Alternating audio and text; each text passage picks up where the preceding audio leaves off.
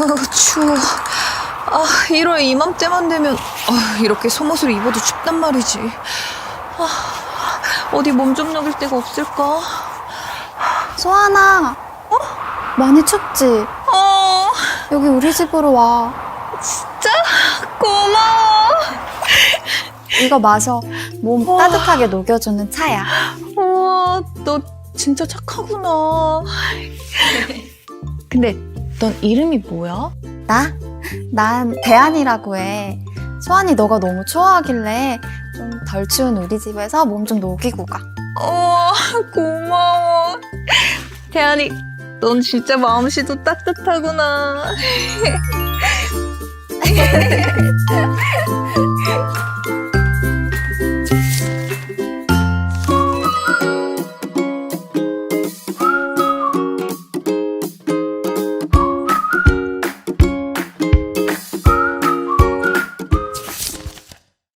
자, 24절기를 활용하여 어르신들의 기억력 훈련을 도와드리는 추나추동 다이어리.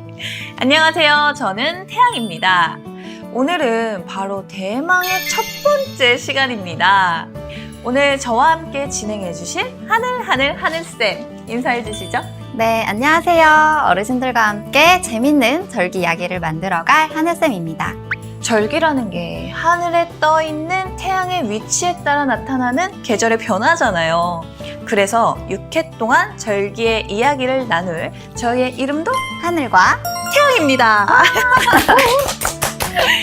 하늘쌤? 네. 그럼 이 추나추동 다이어리는 어떤 내용을 담고 있나요? 추나추동 다이어리는 치매 예방을 위해 충청남도 광역치매센터에서 제작한 절기가 포함된 다이어리입니다. 추나추동 다이어리는 달력, 일기 작성, 절기에 대한 설명과 문제들로 구성이 되어 있습니다. 앞으로 저희와 함께 절기를 기억하고 문제도 풀어보면서 치매 예방을 실천해보면 좋을 것 같습니다. 본격적으로 시작하기 전에 저희가 어떤 활동을 하면 좋을까요? 네, 본격적으로 시작하기 전에 먼저 오늘의 날짜를 한번 이야기해 볼 거예요. 어르신들, 한번 말씀해 보세요. 오늘은 몇 년도, 몇 월, 며칠, 무슨 요일일까요? 달력을 한번 보셔도 좋습니다. 저는 헷갈리실까봐 이렇게 속으로만 대답을 하겠습니다. 네, 잘하셨어요. 그럼 이번에는 집 주소를 한번 이야기해 볼게요. 저는 충청남도 세모군 네모읍에 살고 있어요. 혹시 태양쌤은 어디 살고 계신가요? 저는 인천광역시 네모구 동그라미 동에 살고 있어요. 어르신들께서도 살고 계신 집 주소를 이렇게 떠올리면서 말씀을 해보세요.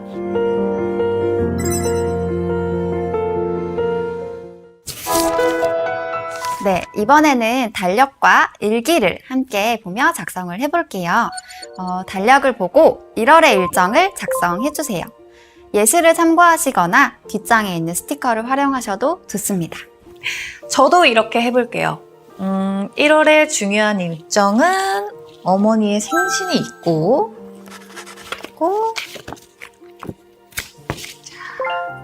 이렇게 하면 되는 거죠. 네, 맞아요. 자, 어르신들도 다 작성해 보셨나요? 그럼 이제 작성한 일정에 대해서 한번 이야기 나눠볼까요?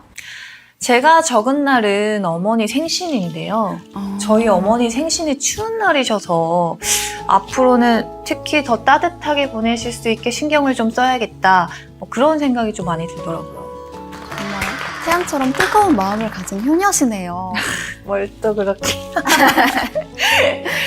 네, 이렇게 일정에 대해 이야기를 나눠보셨다면 이제 작성한 일정들의 날짜와 내용들을 다시 한번 적어볼게요.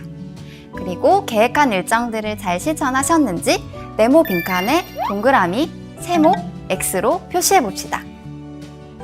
예를 들어 1월 9일에 병원 예약이 있었는데 진료를 잘 받고 오셨다면 동그라미, 그렇지 않다면 X로 표시해 주시면 됩니다.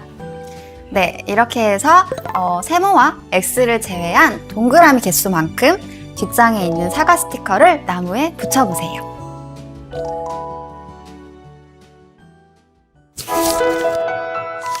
이번에는 지난 일주일간 감사하거나 좋았던 일들을 한번 떠올려 볼까요? 네, 일정을 한번 떠올려 보시고 그때 감정도 한번 떠올려 보시면서 얼굴 표정 일러스트에 표시를 해 보실게요. 그리고 나서 어떤 일들이 있었는지 한번 작성해 보시거나 이야기해 보실게요. 네, 저는 어머니가 좋아하는 가수가 디너쇼를 한다고 해서 제가 모시고 다녀왔어요. 근데 정말 어머니가 소녀처럼 좋아하시는 거예요. 그때 어머니 표정에 이렇게 하트가 뿅뿅뿅. 와, 저도 어머니 모시고 한번 꼭 콘서트에 다녀와 봐야 될 것 같아요. 자, 이렇게 날짜와 장소, 달력의 일정과 일기까지 작성해 보았습니다. 그럼 이제부터 본격적으로 절기에 대해서 한번 알아볼까요? 네, 오늘은 1월의 절기를 배우고 그리고 기억하는 활동과 문제 푸는 활동을 한번 해보겠습니다. 하늘쌤, 그럼 저희가 오늘 배울 1월의 절기 2개 무엇일까요? 어르신들은 이미 알고 계실 것 같은데 제가 힌트를 한번 드려볼게요. 추워. 정말 너무 춥네요. 태양쌤, 혹시 1월에 어떤 절기인지 아시겠어요? 네, 바로 1월에 속한 소환과 대안입니다. 24절기 중에서는 가장 추운 절기이기도 하고요. 아, 소환과 대안. 소환과 대안은 가장 추운 겨울인 1월에 속한 절기군요. 그럼 이제부터 본격적으로 1월 절기 중에 첫 번째인 소환에 대해서 자세히 알아보도록 하겠습니다. 한쌤, 소환은 왜 이름이 소환인 건가요?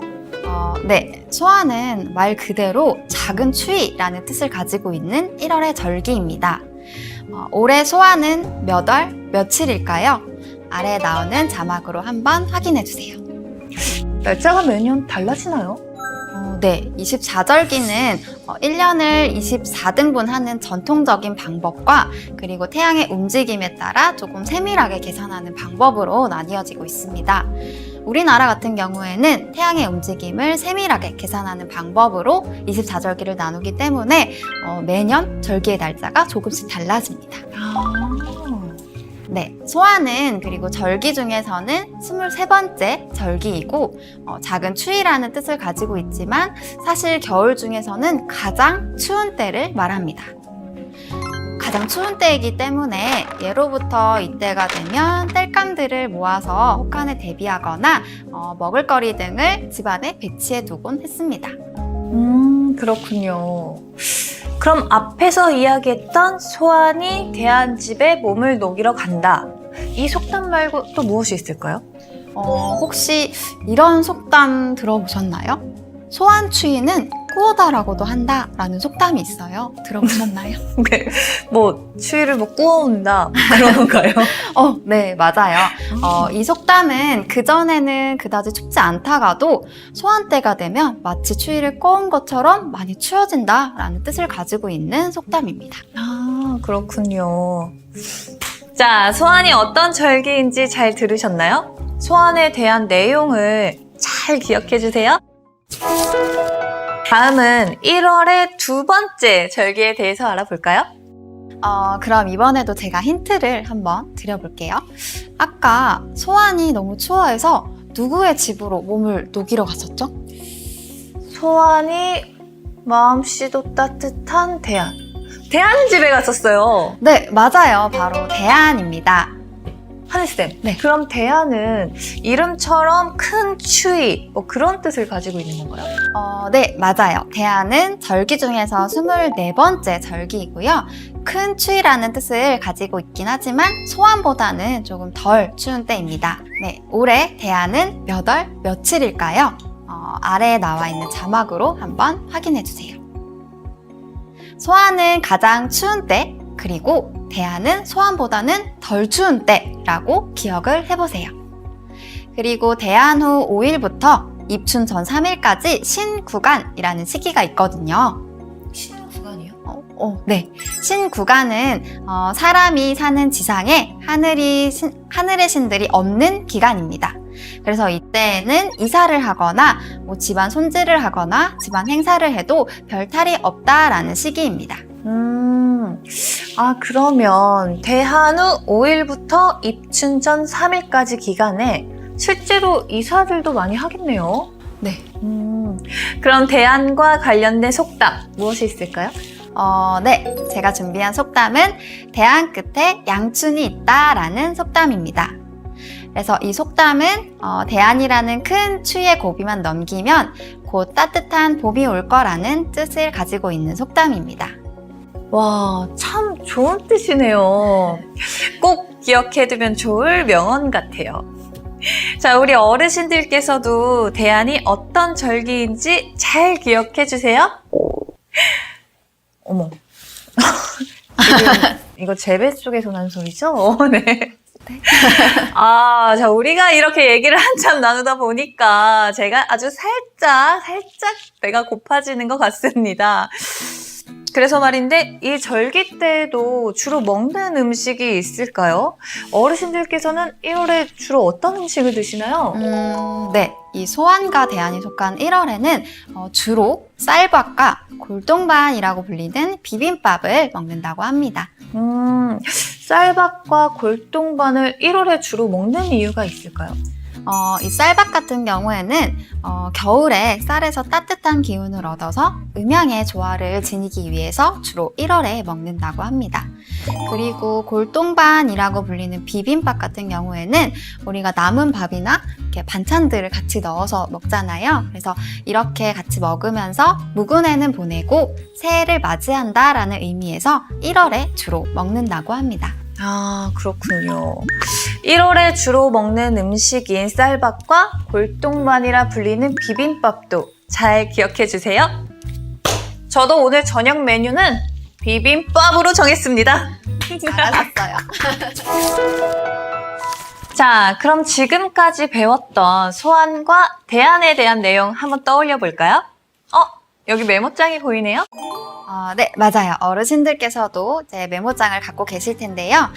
우리가 배웠던 앞의 내용을 최대한 기억해 보시면서 지금까지 나눈 절기에 대해서 생각나는 것들을 메모장에 한번 적어 보시거나 이야기해 보세요.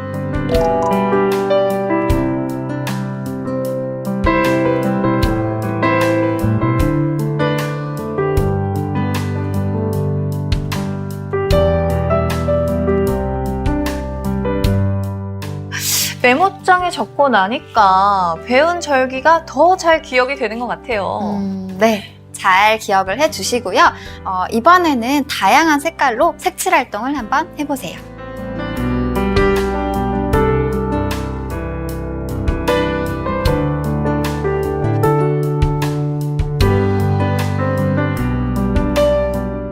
근데 하늘쌤, 갑자기 절기를 배우다 말고 왜 색칠 활동을 하는 거죠? 색칠 활동은 우리가 1월의 절기인 소환과 대안을 오랫동안 기억할 수 있게 도와주는 활동이라서 한번 같이 해봤습니다. 자, 지금까지 배운 내용을 얼마나 잘 기억하고 계신지 알아볼까요? 네, 화면으로 제가 몇 가지 문제를 보여드릴게요. 우리 어르신들께서는 앞의 내용을 보지 마시고 최대한 기억한 내용을 바탕으로 날짜편, 속담편, 특징편, 음식편 문제들을 풀어보시거나 답을 이야기해보세요. 10초 후에 정답을 맞춰볼게요. 그럼 지금부터 시작합니다.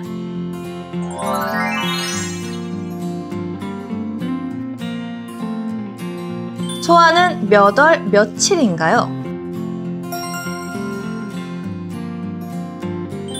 소환은 24절기 중 몇 번째 절기일까요?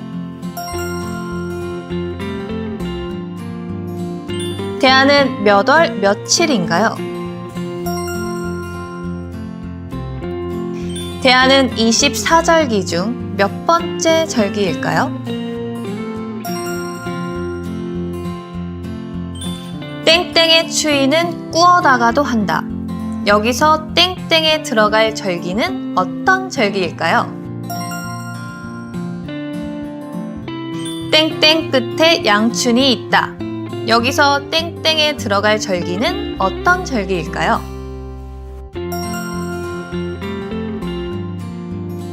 스물세 번째 절기로 가장 추울 때 혹한에 대비하여 먹을거리를 준비하는 절기는 무엇일까요?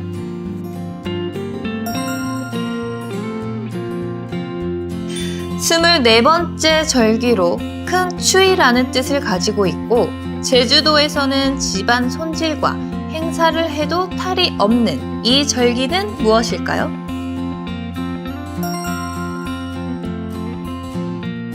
1월에 먹는 음식은 무엇일까요?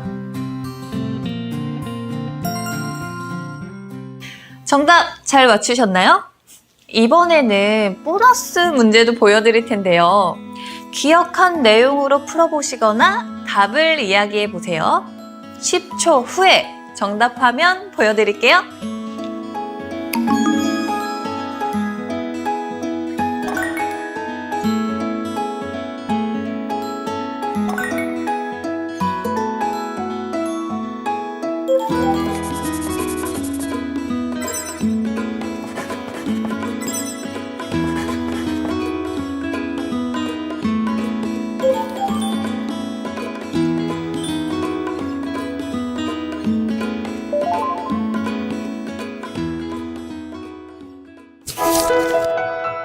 자, 지금까지 저희와 함께한 추나추동 다이어리. 오늘은 어떤 절기에 대해서 알아봤죠? 맞습니다. 오늘은 1월의 절기인 소환과 대안에 대해서 어르신들과 함께 알아보았습니다. 1월의 절기인 소환과 대안 잘 기억을 해주시고요. 하늘쌤, 다음 시간엔 어떤 절기에 대해서 알아보게 되나요? 네, 다음 시간에는 바로 2월 편이고요. 입춘과 우수에 대한 절기 이야기로 찾아오겠습니다. 네, 저희는 재밌는 절기 이야기로 다시 찾아올게요. 다음 시간까지 잊지 말고 추나추동 다이어리 매일매일 활용을 해주세요. 그럼 안녕히 계세요.